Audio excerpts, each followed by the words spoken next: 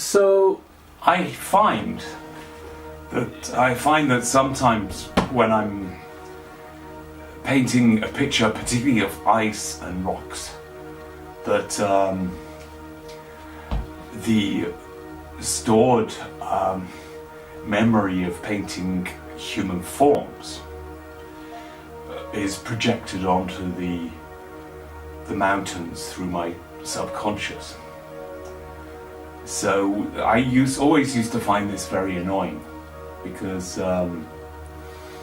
it's like when you paint a landscape and you paint the clouds, and then you suddenly realise you've painted a witch on a broomstick, and it's not very objective.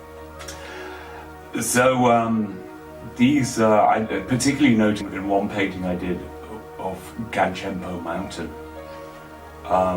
There were many faces and eviscerated forms appeared in the painting, because while painting it I was thinking of all the people who'd been torn apart in the landslide in 2015.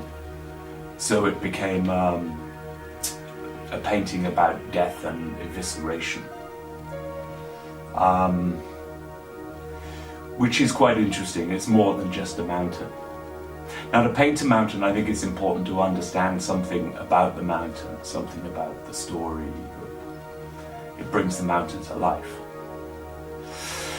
Anyway, in October last year, I was in Kainjimgomba painting mountains, sketching mountains, and I suddenly noticed a face on the southern flanks of Ganchempo, which was very large. And very much like a human face, but also it looked like a local face. It looked like someone from Langtang Valley. And at my age, I'm out of my head most of the time on thyroxine and statins. So I thought I'd better check it with somebody else, and I asked somebody who lived there, and when I pointed it out to them, they saw the face and said, "Wow, we never seen that before. That's very strange." So it wasn't just a product of my subconscious mind, projecting into what I was seeing. And that's how the giant was discovered. I looked back on photographs back to the 1930s, and he's still there on those photographs. It's made up of a series of indentations into rock formations, and also ice has to some degree something to do with it. Whether it was carved by very fit and agile local inhabitants, or whether it was carved by natural processes, or perhaps even aliens, I don't know.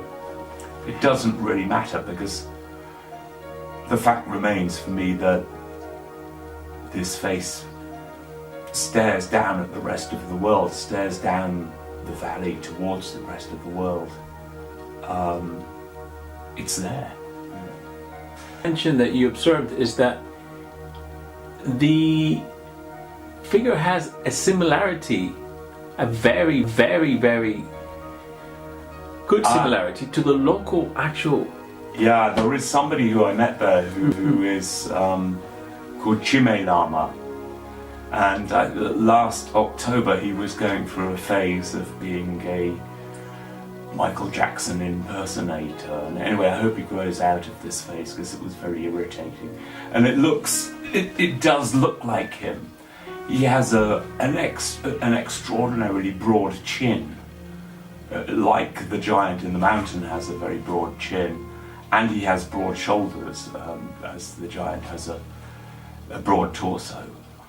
So if we're looking for somebody, he